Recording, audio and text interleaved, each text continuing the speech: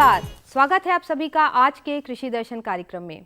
जाड़ों की ठंडी ठंडी सुबह, हाथों में चाय का गर्मा गर्म प्याला और आपका और हमारा साथ। एक बार फिर हम आ पहुंचे हैं आपके सामने कृषि से जुड़ी हुई ढेर सारी नई नई जानकारियां लेकर।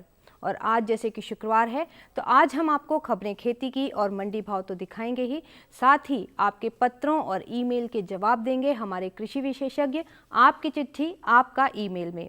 लेकिन फिलहाल आगे बढ़ते हैं और सबसे पहले देखते हैं खबरें खेती की। बाजार हस्तक्षेप योजना से बागवानी किसानों को लाभ। आंध्र प्रदेश सरकार किसानों का कर्जा माफ करेगी।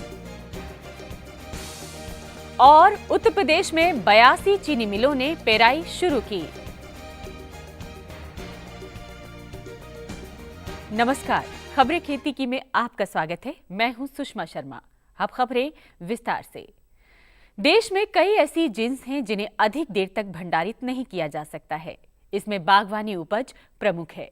ऐसे में सरकार द्वारा चलाई जा रही बाजार हस्तक्षेप योजना से बागवानी किसानों को काफी लाभ हो रहा है।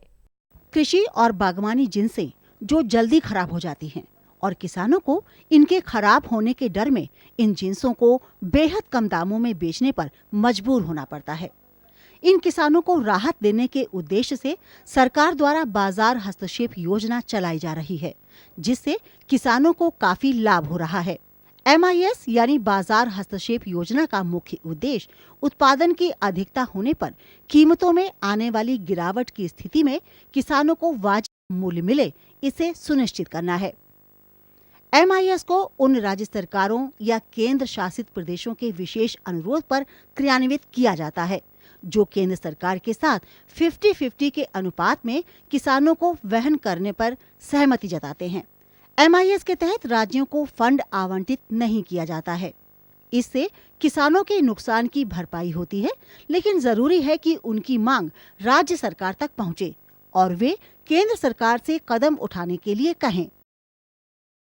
आंध्र प्रदेश सरकार राज्य के करीब 71% किसानों का कर्जा माफ करेगी। राज्य सरकार की इस योजना का लाभ करीब 22.79 लाख छोटे किसानों को मिलेगा। आंध्र प्रदेश के करीब 71% किसानों यानी 22,79,000 किसानों को राज्य सरकार की कर्ज माफी योजना का लाभ मिलेगा। राज्य सरकार इन किसानों का 50,000 रुपए का कर्जा माफ करेगी। राज्य सरकार की कर्जा माफी योजना के पहले चरण में प्रत्येक किसान के नाम पर 50,000 रुपए बैंक में जमा करा दिए जाएंगे। वर्तमान में राज्य सरकार द्वारा उन किसानों की सूची तैयार की जा रही है जिन पर 50,000 से लेकर 1.5 लाख रुपए का कर्जा है। आंध्र प्रदेश सरकार की योजना हर किसान का कर्जा चुकाने की है। हालांकि राज्य सरकार का बजटीय घाटा करीब 16,000 करोड़ रुपए का है। राज्य सरकार द्वारा किसानों के हित में कदम उठाना हिम्मत की बात मानी जा रही है। इस बार मानसून की खराब बारिश के कारण राज्यों में किसान काफी परेशानी में हैं और सरकार द्वारा कर्जा माफी की योजना से उन्हें काफी राहत मिलने की उम्मीद है। उत्तर प्रदेश में 82 चीनी मिलें चालू हो गई हैं, जिससे किसानों ने अपने खेत खाली करके गन्ना मिलों पर पहुंचाना शुरू कर दिया है और गेहूं की बुवाई चालू कर दी है। उत्तर प्रदेश सरकार ने कहा है कि राज्य की 119 चीनी मिलों में से 82 चीनी मिलें चालू हो गई हैं। इनमें 23 सहकारी चीनी मिलें भी शामिल हैं। इसके अलावा बाकी मिलों को भी चालू करने के आदेश प्रशासन ने दे दिए हैं। उत्तर प्रदेश में अब तक 16.91 लाख क्विंटल चीनी का उत्पादन हो चुका है। चीनी मिलें गन्ने का मूल्य घोषित करने का इंतजार कर रही हैं। उम्मीद है कि हफ्ते भर के अंदर अन्य मिलें भी चालू हो जाएंगी। गन्ना किसानों के साथ सबसे बड़ी दिक्कत ये है कि मिलें चालू न होने की सूरत में उन्हें गेहूं की फसल के लिए खेत खाली करना पड़ता है और मजबूरी में कोल्हू पर गन्ना बेचना पड़ता है। कोल्हू पर गन्ना के दाम काफी गिर गए हैं। चीनी मिलों के चालू होने से गन्ना किसानों को काफी राहत मिलेगी। खेती किसानी लगभग पूरी तरह मौसम पर आधारित है। इस कारण मौसम की सही जानकारी काफी अहम हो जाती है। मौसम की सही जानकारी होने से किसान भाइयों, आप अच्छा उत्पादन लेने में कामयाब होंगे और इससे आपकी आमदनी भी बढ़ेगी। इसलिए अब लेते हैं मौसम की जानकारी। मौसम विज्ञान विभाग के अनुसार उत्तर प्रदेश, बिहार, असम, त्रिपुरा और उड़ीसा में सुबह के समय में काफी घने कोहरे की संभावना है। दक्षिण तटीय तमिलनाडु में तेज बारिश के आसार हैं। महाराष्ट्र, मध्य प्रदेश, विदर्भ और उत्तर पूर्वी राज्यों में भी बारिश की संभावना है। किसानों को सलाह है कि समय पर बोई गई सरसों की फसल में विरलीकरण तथा खरपतवार नियंत्रण का कार्य करें। जिन किसान भाइयों की गेहूं की फसल 21 से 25 दिनों की हो गई है, वो अगले 5 दिनों तक वर्षा न होने की संभावना को ध्यान में रखते हुए पहली सिंचाई करें। सिंचाई के 3 से 4 दिनों बाद नाइट्रोजन की दूसरी मात्रा डालें। खेती की खबरों में आज इतना ही। कृषि दर्शन कार्यक्रम में और अधिक रोचक और ज्ञानवर्धक जानकारियों के लिए देखते रहिए कृषि दर्शन। ये लो और बताओ। बस। अरे ये क्या भैया जी, बस इतनी सी रासायनिक खाद? किसानी छोड़ रहे हो क्या? किसानी नहीं, नादानी छोड़ रहे हैं। मिट्टी की जांच कराई है। अब तो लालाजी जितनी जरूरत है उतने ही उर्वरक खेत में डालेंगे। हाँ, किसान भाई आज ही अपने जिले की नजदीकी भूमि परीक्षण प्रयोगशाला में मिट्टी की जांच जरूर करवाएं और मिट्टी में पोषक तत्व, नमी व पौधे के विकास को देखते हुए केवल जरूरत के अनुसार ही पोषक तत्व डालें। और हाँ, मिट्टी में गंधक, जस्ता, बोरोन जैसे सूक्ष्म पोषक तत्वों का पता लगाना भी न भूलें। उर्वरक और जैविक खाद के सही उपयोग से भूमि का उपजाऊपन बनाए रखें, उत्पादकता बढ़ाएं, खर्चा घटाएं और बहुमूल्य विदेशी मुद्रा बचाने में भी सहयोग दें। और हाँ, धीमी गति से नाइट्रोजन उपलब्ध कराने वाले उर्वरकों जैसे नीम लेपित यूरिया को प्राथमिकता दें और यूरिया का पत्तों पर छिड़काव करें। अरे वाह, तू तो सचमुच समझदार हो गया रे। अधिक जानकारी के लिए संपर्क करें जिला कृषि अधिकारी या किसान कॉल सेंटर। किसान भाइयों बहनों, हमें बेहद खुशी होती है जब आपके लिखे हुए पत्र देश के कोने कोने से हम तक पहुंचते हैं और हमें मालूम होता है कि आप किस तरह से हमारे कार्यक्रमों से लाभ उठा रहे हैं और कृषि के क्षेत्र में दिन दोगुनी रात चौगुनी तरक्की कर रहे हैं। लेकिन आपके इन पत्रों में कृषि से संबंधित कुछ समस्याएं और कुछ जिज्ञासाएं भी होती हैं और इन सभी का समाधान करते हैं हमारे कृषि विशेषज्ञ। तो आइए देखते हैं आपकी चिट्ठी, आपका ईमेल।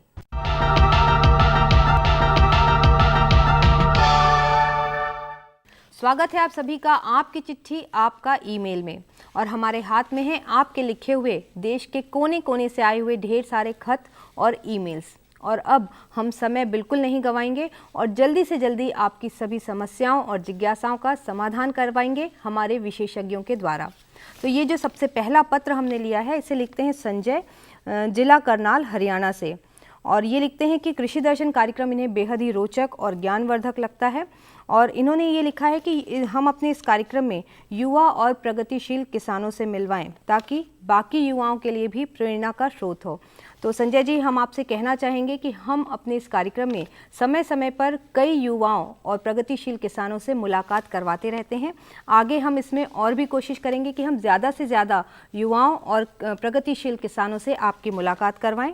और संजय जी ने आगे लिखा हुआ है कि धान की सीधी बिजाई कैसे हो, इसके बारे में ये जानना चाहते हैं।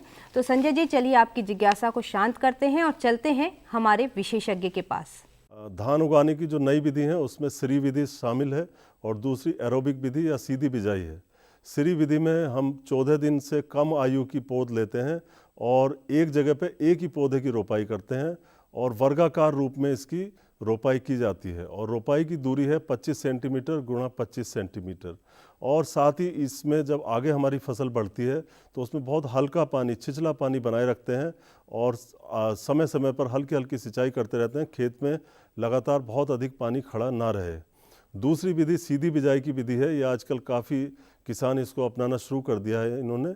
जैसे गेहूँ उगाते हैं उसी तरह से हम धान भी उगा सकते हैं, यानी बगैर पौध तैयार करे जो हमारा बीज है, धान का बीज है, उसकी हम सीधी बिजाई कर सकते हैं। और पहले हमें पलेवा करना पड़ता है, उसके बाद खेत तैयार करके आवश्यक बीज दर से हम उसकी बुआई कर दें। और इसमें किसान भाइयों को खास ध्यान रखना होगा कि क्षेत्र विशेष के लिए सीधी बिजाई के लिए अलग अलग किस्में हैं। आप पहले उन किस्मों की जानकारी लें और उसी के अनुसार आप उसमें बुआई करें। तो संजय जी, धान की बिजाई से संबंधित जो भी आपके सवाल थे उनका आपको जवाब ज़रूर मिल गया होगा। और अब हम ये अगला पत्र लेते हैं जिसे लिखते हैं जगन्नाथ पटेल, अंतिम पटेल, ललित पटेल और शुभम पटेल, ज़िला खंडवा, मध्य प्रदेश से। और इनकी ये समस्या है कि गेहूं और चने की फसल में कीट नियंत्रण कैसे करें। तो पटेल बंधुओं, आपकी इस समस्या का समाधान करने के लिए चलिए चलते हैं हमारे विशेषज्ञ के पास। तो गेहूं की फसल में मुख्य रूप से दीमक द्वारा हानि होती है। खास करके किसान भाई जब कच्ची जो गोबर की खाद है उसका प्रयोग करते हैं या सूखी भूमि है उसमें नमी की कमी है तो दीमक द्वारा नुकसान हो सकता है। सबसे पहले आप एक उसमें हल्की सिंचाई कर दें और अगर फिर भी दीमक नहीं जाती है, इमिडाक्लोप्रिड नाम की दवाई ले सकते हैं जिसकी 1 लीटर मात्रा 400 लीटर पानी में घोलकर अपने गेहूं की फसल में छिड़क सकते हैं। इसी प्रकार चने की फसल में इस समय कुछ सूंडियों द्वारा हानि हो सकती है। इन सूंडियों की अगर आप अपने खेत में अधिक संख्या देखें तो उनका नियंत्रण आप रासायनिक विधि से कर सकते हैं। इसके लिए आप स्पाइनोसेड नाम की दवाई लें जिसकी 1 मिलीलीटर मात्रा प्रति 4 लीटर पानी, ध्यान रहे 1 मिलीलीटर मात्रा प्रति 4 लीटर पानी में घोल बनाकर आप इसको छिड़क दें तो जो सूंडियाँ हैं उनसे आपको निजात मिल जाएगी। तो पटेल बंधु, आपने देखा कि आप किस तरह से गेहूं और चने के ऊपर कीट नियंत्रण कर सकते हैं। और ये जो अगला पत्र हमने लिया है ये आया है हमारे पास जिला नागौर राजस्थान से और लिखते हैं हीरालाल वर्मा। और इन्हें भी ये कृषि दर्शन कार्यक्रम बेहद अच्छा लगता है और इनकी जो समस्या है वो ये है कि इन्होंने सब्जी के लिए बालोल लगाई है जिसमें फूल लगकर झड़ जाते हैं और फलियां भी कम लगती है। तो चलिए हीरालाल जी, आपकी इस समस्या का समाधान करने के लिए चलते हैं हमारे विशेषज्ञ के पास। इनको मैं सलाह देना चाहूँगा कि सेम की या कोई भी सब्जियों की अगर आप खेती कर रहे हैं तो निश्चित तौर पर जो उन्नत किस्म हैं उनको अपनाएं, उपचारित बीज लगाएं। और सेम की उन्नत जो किस्में हैं पूसा 2, पूसा सेम 2 है, पूसा सेम 3 है, ये बहुत अच्छी किस्में हैं, काफ़ी फलियां लगती हैं और बहुत ज़्यादा इसमें समस्या नहीं आती। कभी कभी होता है कि मौसम अगर ठीक नहीं होता, सर्दियों में खासकर बादल ज़्यादा रहते हैं तो माहू का प्रकोप कभी कभी पत्तियों पर और फलियों पर होता है, वो रस चूसते हैं और पौधे का विकास रुक जाता है। तो उस समय मोनोक्रोटोफॉस दवा 1 मिलीलीटर प्रति लीटर पानी में मिला करके अगर छिड़काव करते हैं 20-25 दिन के अंतराल पर तो उसको भी काफ़ी हद तक नियंत्रित किया जा सकता है। और ख़ासकर ज़्यादा फल लगने के लिए या अच्छा मुनाफा लेने के लिए किसानों को खेत की तैयारी करने से ही सावधान रहना चाहिए। अच्छे से खेत की तैयारी करें। गोबर की सड़ी हुई खाद या जो जैविक खाद है, जो वर्मी कंपोस्ट, वो अगर उपलब्ध है तो उसको, या बीच बीच में जब समय मिले अपने खेत में ग्रीन मैन्योरिंग, हरी खाद का भी इस्तेमाल करें जिससे भूमि की जो शक्ति है, जो ताकत है वो बनी रहे। और अपनी मिट्टी की पहचान के लिए सॉइल हेल्थ कार्ड अवश्य बनवाएं, ये आजकल अभियान के तौर पर चल रहा है। और मिट्टी जांच के आधार पर ही रासायनिक खादों का या जो दूसरे पोषक तत्व हैं उनका इस्तेमाल करें और कम से कम जगह से ज़्यादा अच्छी गुणवत्ता की फल और सब्जियां आप प्राप्त कर सकते हैं। तो वैज्ञानिक तरीके से क्षेत्र विशेष के लिए सिफारिश की गई किस्मों को अपनाते हुए अगर ठीक से देखभाल करते हैं तो सेम ही नहीं, कोई भी फली या दूसरी सब्जियां हैं उनसे आप अच्छा मुनाफा कमा सकते हैं। हीरालाल जी, हमें उम्मीद है कि अब आप जो सब्जियां लगाएंगे उनके फूल झड़ेंगे नहीं, फलियां भी अच्छी होंगी और आप अच्छा खासा उत्पादन भी ले पाएंगे। और अब चलिए बढ़ते हैं हमारे अगले खत की तरफ। ये जो अगला खत है इसे हमने लिया है हिमाचल प्रदेश से और लिखते हैं वीरेंद्र वर्मा। ये लिखते हैं कि अपने खेत में इन्होंने 5 मौसमी फलों के वृक्ष लगाए हैं और उनमें फल भी आ गए हैं, लेकिन वृक्षों पर केवल 10-12 फल ही आए हैं और अब ये वृक्ष जो हैं वो पीले पड़ रहे हैं। तो ये जानना चाहते हैं कि किस तरह से मौसमी फलों से अधिक उत्पादन लिया जाए और इनमें जो हम कीटनाशक या खाद डालते हैं वो कब और कितनी मात्रा में डालना चाहिए। तो वीरेंद्र वर्मा जी, आपकी इस समस्या का समाधान करते हैं और चलते हैं हमारे विशेषज्ञ के पास।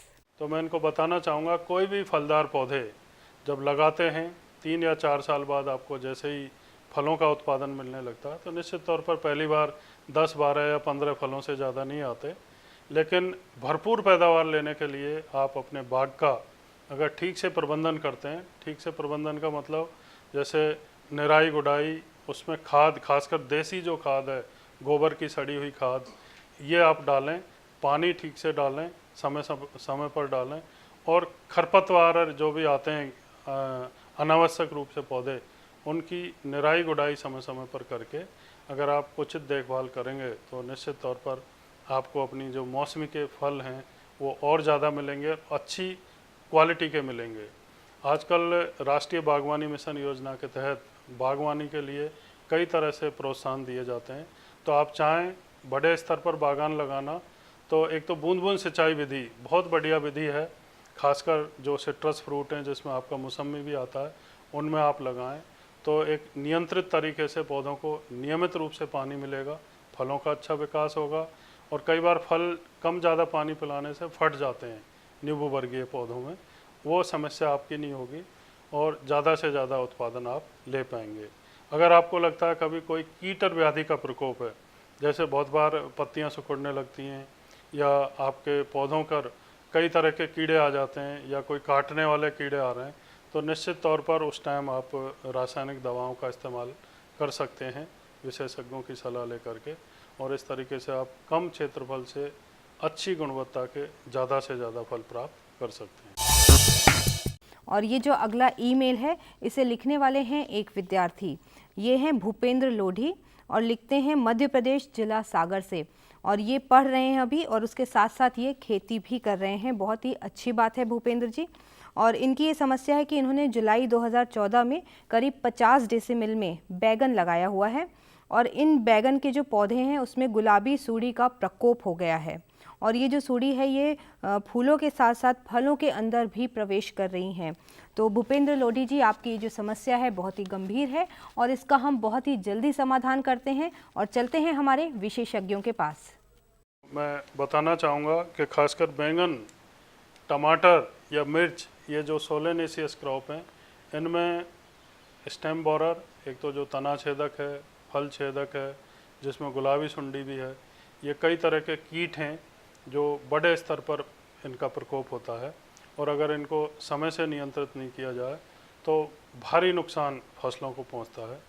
कई तरीके हैं, जैसे मैं बता रहा था, एक तो फसल चक्र अपनाने का, गर्मियों में गहरी जुताई करें, बीज को उपचारित करके लगाएं, क्षेत्र विशेष के लिए सिफारिश की गई किस्मों को अपनाएं। लेकिन अगर खड़ी फसल में ये प्रकोप होता है तो निश्चित तौर पर रासायनिक नियंत्रण भी ज़रूरी होता है। लेकिन रासायनिक नियंत्रण से पहले एक फेरोमोन जो ट्रैप है उसको लगाने की भी हम सिफारिश करते हैं, और 5 हेक्टेयर में, मतलब 1 हेक्टेयर में लगभग 5 फेरोमोन ट्रैप लगाएं, तो उससे मॉनिटरिंग हो जाती है, पता लग जाता है किस स्तर पर ये प्रकोप हो रहा है कीटों का। डेल्टा मैथिरिन 2.8 EC 1 मिलीलीटर दवा प्रति लीटर पानी में घोल बना करके 15 से 20 दिन के अंतराल पर 2 छिड़काव कर दें, तो उससे इस समस्या से निजात पाई जा सकती है और काफ़ी हद तक नुकसान से बचा जा सकता है। और किसान भाइयों बहनों, ये जो ईमेल है हमारे हाथ में, ये आया है बिहार गया से और लिखते हैं सौरभ प्रताप सिंह। तो चलिए सौरभ जी, आपको इसकी जानकारी देते हैं और चलते हैं हमारे विशेषज्ञ के पास। अगला पत्र हमें मिला है श्री सौरभ प्रताप सिंह जी से, जो गया बिहार से हैं, और इन्होंने रुचि अपनी दिखाई है हल्दी की खेती में, टर्मरिक कल्टीवेशन। तो इसके बारे में ये जानना चाहते हैं किस तरीके से हम हल्दी की खेती कर सकते हैं और हमारे यहाँ खेती हो सकती है कि नहीं। तो मैं इनको बताना चाहूँगा कि हल्दी की खेती इनके क्षेत्र में हो सकती है, और उसको करने के लिए आपको जैसे परंपरागत फसलों के लिए आप तैयारी करते हैं, खेत की अच्छे से तैयारी करनी है और उन्नत किस्मों का चयन करना है। हल्दी की खेती के लिए सबसे पहले खेत की अच्छे से तैयारी करें, 3-4 जुताई करके, और लगभग 20 टन सड़ी हुई गोबर की खाद उसका ठीक से मिला दें। और इसके बाद में बीज जो है उन्नत किस्म के प्रकंद, खासकर जैसे कोयम्बटूर 1 है, पंत पीताम्ब है, रश्मि है, और भी ढेर सारी किस्में हैं, अलग अलग कृषि विश्वविद्यालयों या भारतीय कृषि अनुसंधान परिषद के जो संस्थान हैं उन्होंने निकाली हैं। तो अपने यहाँ के लिए जो सबसे बढ़िया किस्म है वो आप लगाएं। कृषि विज्ञान केंद्र में भी आप इसके लिए संपर्क कर सकते हैं, और आपको 1 हेक्टेयर के लिए 18 से 20 क्विंटल प्रकंदों की ज़रूरत होती है। अच्छे से तैयारी करके उसको लगाएं, और लगाने के बाद निराई गुड़ाई और जो प्रबंधन है समय समय पर पानी देने का, वो तो आप करेंगे ही, साथ ही खेत में 40, 80 और 100 के प्रतिशत में NPK यानी नाइट्रोजन, फास्फोरस और पोटास, इस खाद का भी आप इस्तेमाल करेंगे, और ठीक से देख रेख अगर करते हैं तो 8 महीने के अंतर्गत आपको हल्दी की अच्छी पैदावार मिल सकेगी।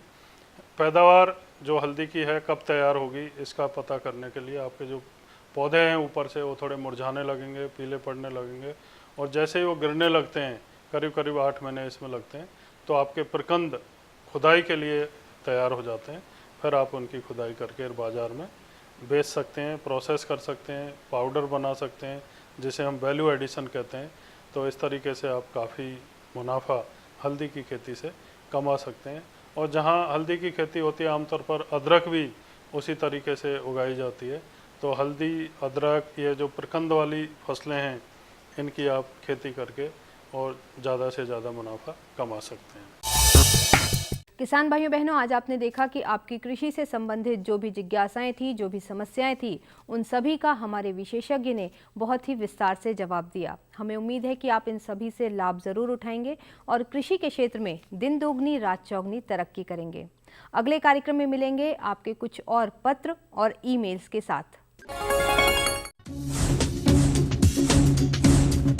जुड़िए हमारे साथ ट्विटर पर twitter.com/कृषिदर्शन.dd, फेसबुक पर facebook.com/कृषिदर्शन.dd और देखिए कृषि दर्शन अब यूट्यूब पर भी youtube.com/user/कृषिदर्शन.dd।